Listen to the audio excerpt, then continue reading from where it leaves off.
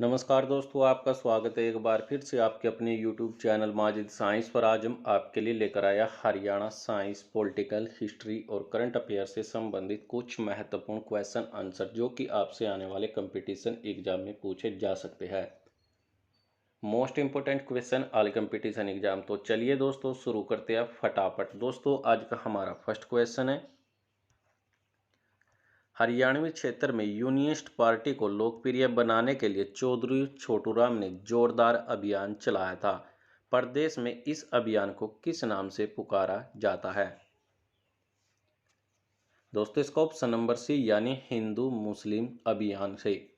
हरियाणवी क्षेत्र में unionist party को लोकप्रिय बनाने के लिए चौधरी छोटूराम के द्वारा हिंदू मुस्लिम अभियान को चलाया गया था, जिसे प्रदेश में इस नाम से इन्हें पुकारा जाता है। हमारा नेक्स्ट क्वेश्चन है, सन 1916 में चौधरी छोटूराम ने रोहतक में किस साप्ताहिक का संपादन शुरू किया था? दोस्तों इसका ऑप्शन नंबर बी यानी सिख गजट का। सन 1916 में चौधरी छोटूराम के द्वारा रोहतक में सिख गजट साप्ताहिक का संपादन शुरू किया गया था और रोहतक जिले की स्थापना आपकी 1 नवंबर 1966 को हुई थी और रोहतक जिले को शुगर सिटी के नाम से जाना जाता है। हमारा नेक्स्ट क्वेश्चन है, श्री फजल हुसैन के साथ मिलकर चौधरी छोटूराम ने पंजाब में यूनियनिस्ट पार्टी की स्थापना कब की थी? दोस्तों इसका ऑप्शन नंबर सी यानी 1922 में श्री फजल हुसैन के साथ मिलकर चौधरी छोटूराम के द्वारा पंजाब में यूनियनिस्ट पार्टी की स्थापना 1922 में की गई थी। हमारा नेक्स्ट क्वेश्चन है, पटियाला, जींद और नाबर रियासतों में राजनीतिक गतिविधियों पर अंकुश रखने के लिए संवत 1988 विक्रमी में एक कानून लागू किया गया था, उसका नाम क्या रखा गया था? दोस्तों इसका ऑप्शन नंबर ए यानी हिदायत संवत। पटियाला, जींद और नाबर रियासतों में राजनीतिक गतिविधियों पर अंकुश रखने के लिए 1988 विक्रमी में एक कानून बनाया गया था, जिसका नाम हिदायत या संवत रखा गया था। हमारा नेक्स्ट क्वेश्चन है, सन 1938 में जींद प्रजामंडल की नींव जींद की राजधानी संगरूर में किस प्रसिद्ध देशभक्त ने डाली थी? दोस्तों इसका ऑप्शन नंबर सी यानी हंसराज रहबर के द्वारा। सन 1938 में जींद प्रजामंडल की नींव जींद की राजधानी संगरूर में प्रसिद्ध देशभक्त हंसराज रहबर के द्वारा डाली गई थी और जींद जिले की स्थापना 1 नवंबर 1966 को की गई थी और जींद जिले को हरियाणा का हरदिया और जयंती देवी नगर के नाम से भी जाना जाता है। हमारा नेक्स्ट क्वेश्चन है, गांधी जी पलवल में कब गिरफ्तार किए गए थे? दोस्तों इसका ऑप्शन नंबर डी यानी 10 अप्रैल 1921 को गांधी जी को पलवल में गिरफ्तार किया गया था। हमारा नेक्स्ट क्वेश्चन है, सनातन धर्म को पूरे उत्तर भारत में लोकप्रिय बनाने में महत्वपूर्ण योगदान देने वाले पंडित दीनदयाल शर्मा हरियाणा में कहाँ के रहने वाले थे?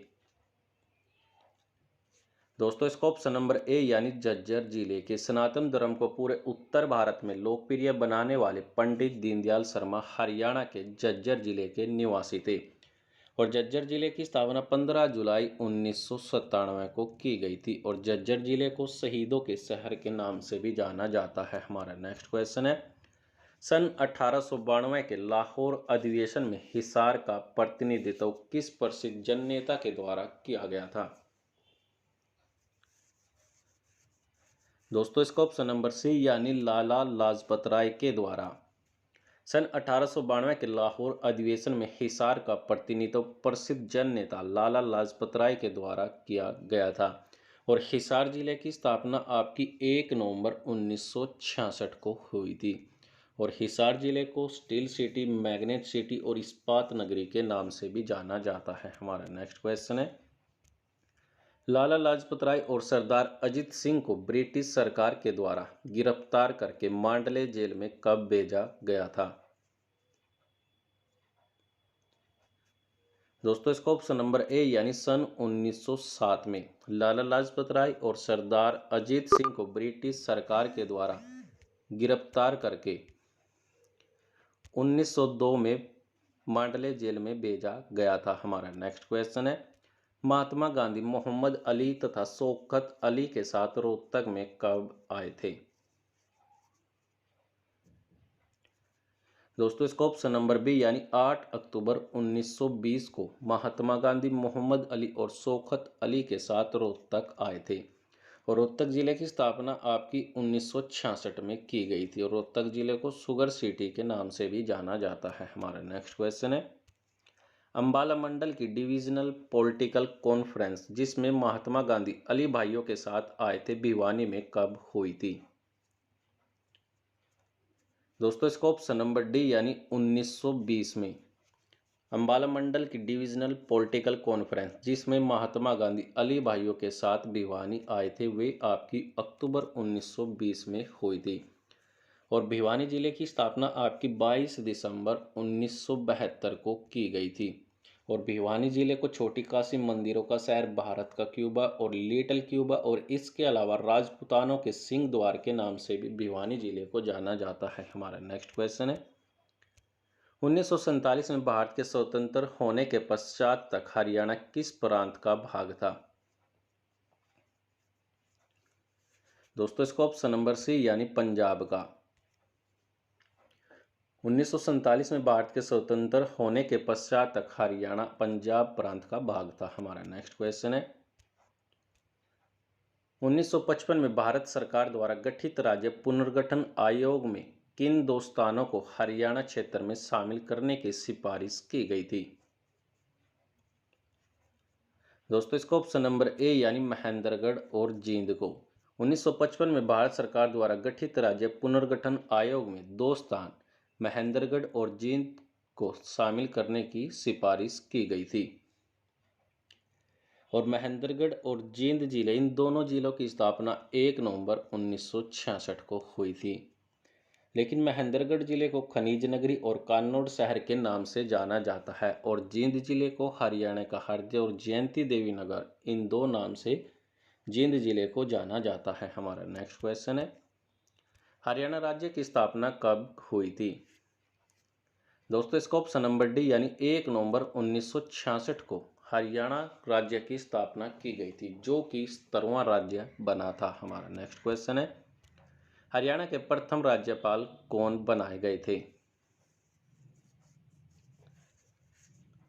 दोस्तों इसका ऑप्शन नंबर सी यानी श्री धर्मवीर सिंह को हरियाणा का प्रथम राज्यपाल बनाया गया था। हमारा नेक्स्ट क्वेश्चन है, 24 मार्च 1967 को हरियाणा के प्रथम गैर कांग्रेसी मुख्यमंत्री का नाम क्या था? दोस्तों इसका ऑप्शन नंबर डी यानी राव वीरेंद्र सिंह, जो कि 24 मार्च 1967 के हरियाणा के प्रथम गैर कांग्रेसी मुख्यमंत्री थे। हमारा नेक्स्ट क्वेश्चन है, प्रदेश के किस प्रसिद्ध प्राचीन नगर की विस्तार से जानकारी चीनी यात्री ह्यूंग सांग के वृत्तांत से मिलती है? दोस्तों इसका ऑप्शन नंबर बी यानी थानेश्वर की।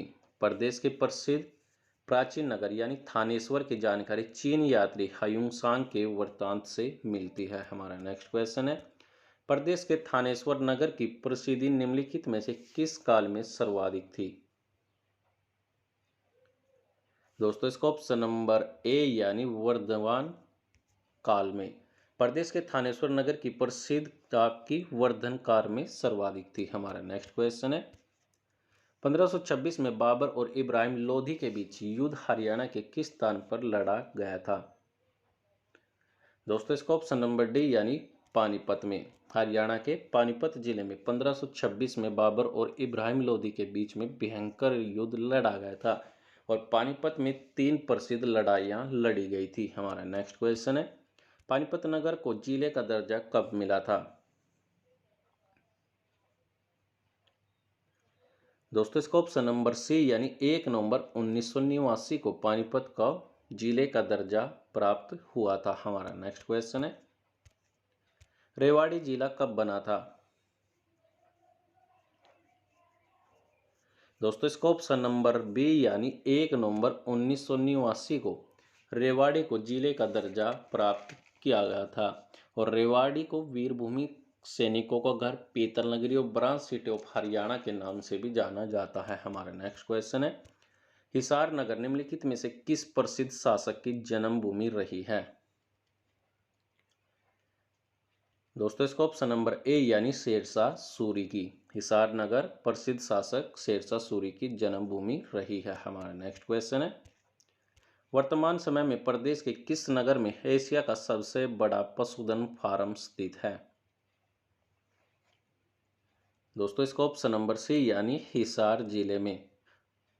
वर्तमान समय में प्रदेश के हिसार जिले में एशिया का सबसे बड़ा पशु फार्म है। हमारा नेक्स्ट क्वेश्चन है, निश्चित ताप पर किसी गैस के दिए हुए द्रव्यमान का दाब उसके आयतन के प्रतिलोमानुपाती होता है, यह नियम किसका है?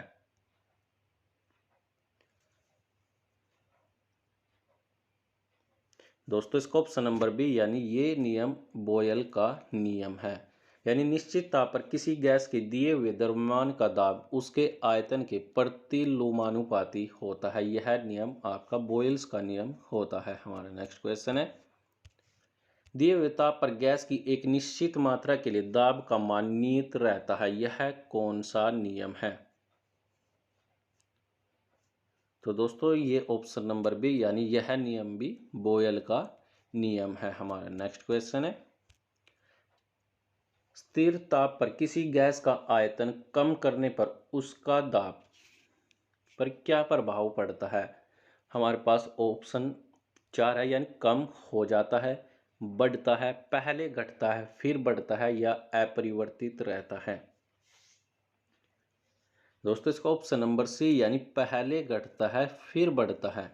यानी स्थिरता पर किसी गैस का आयतन कम करने पर उसका दाब पहले घटता है और फिर बढ़ता है। हमारा नेक्स्ट क्वेश्चन है, स्थिर दाब पर गैस का आयतन परम ताप के समानुपाती होता है,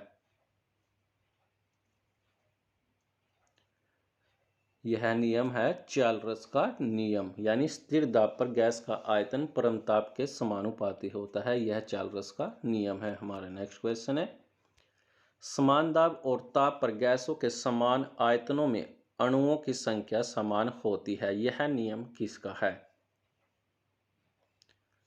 दोस्तों ये ऑप्शन नंबर डी यानी एवोगाद्रो की अभिकल्पना का नियम। यानी समान दाब और ताप पर गैसों के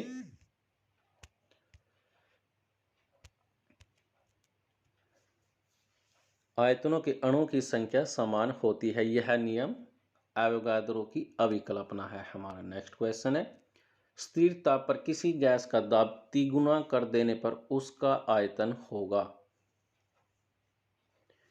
तो उसका आयतन भी तिहाई होगा।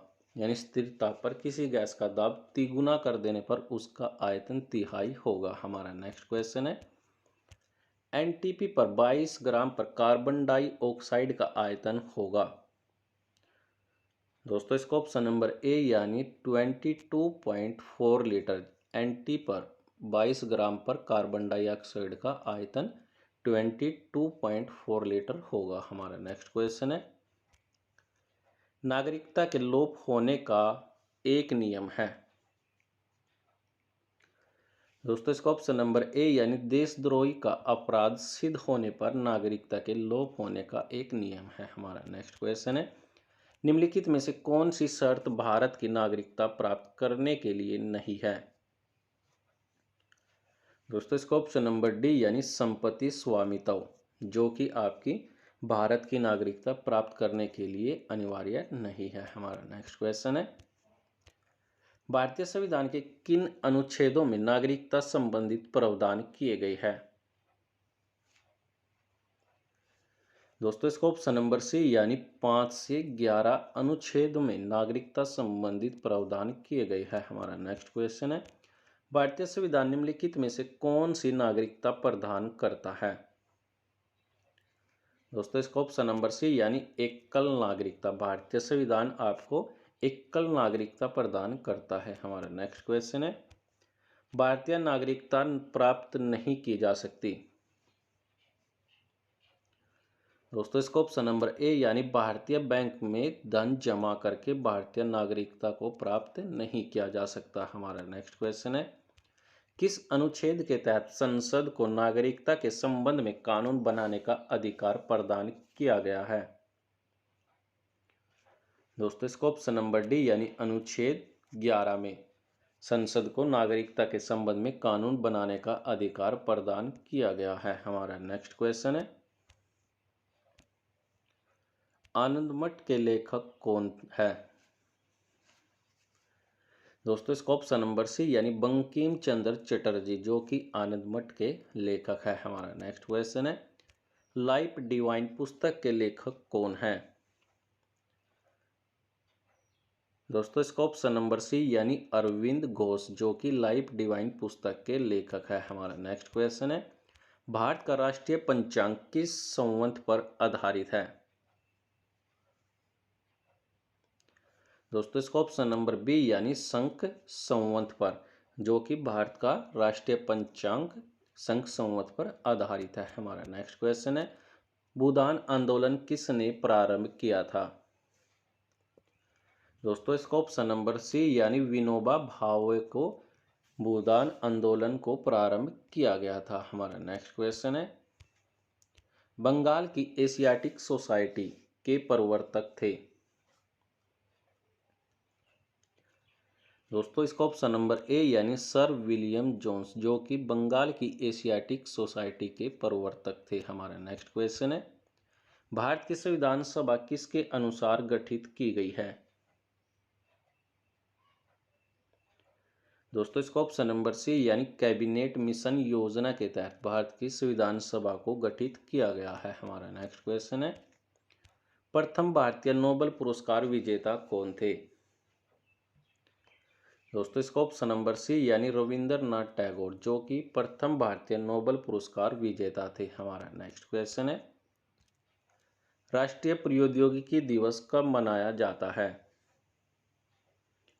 दोस्तों इसका ऑप्शन नंबर ए यानी 11 मई को राष्ट्रीय प्रौद्योगिकी दिवस को मनाया जाता है। हमारा नेक्स्ट क्वेश्चन है, 1998 में बेंगलोर में पहला किस स्वदेशी विमान का प्रशिक्षण किया गया था? दोस्तों इसका ऑप्शन नंबर बी यानी हंसा 3 का 1998 में बेंगलोर में पहला स्वदेशी विमान हंसा 3 का प्रशिक्षण किया गया था। हमारा नेक्स्ट क्वेश्चन है, निम्नलिखित में से कौन सा एस्पर्गर सिंड्रोम का लक्षण है?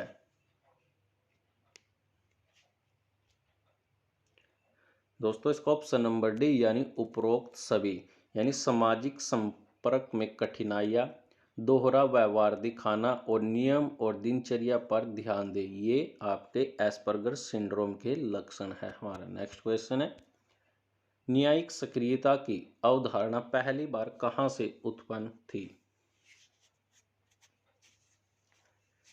दोस्तों इसका ऑप्शन नंबर डी यानी संयुक्त राज्य अमेरिका से न्यायिक सक्रियता की अवधारणा पहली बार संयुक्त राज्य अमेरिका से उत्पन्न थी। हमारा नेक्स्ट क्वेश्चन है, हाल ही में एक टॉक शो में एस्पर्जर सिंड्रोम से प्रभावित होने पर किस व्यक्तित्व ने स्वीकार किया है?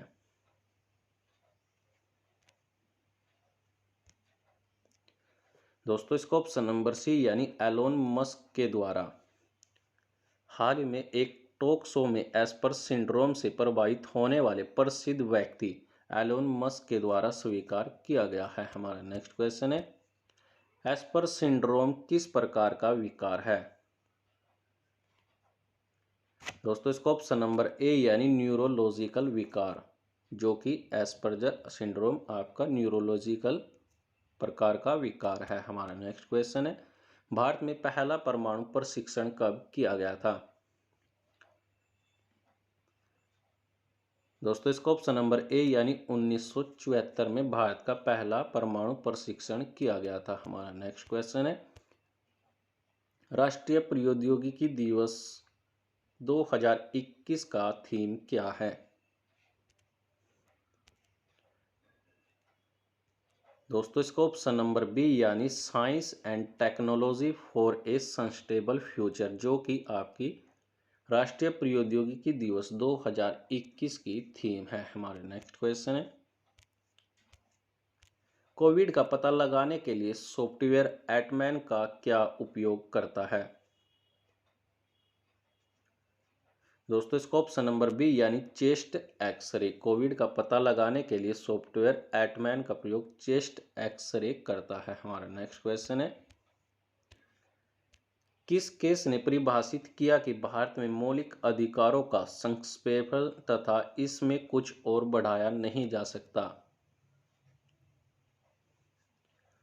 दोस्तों इसका ऑप्शन नंबर सी यानी गोलकनाथ केस ने।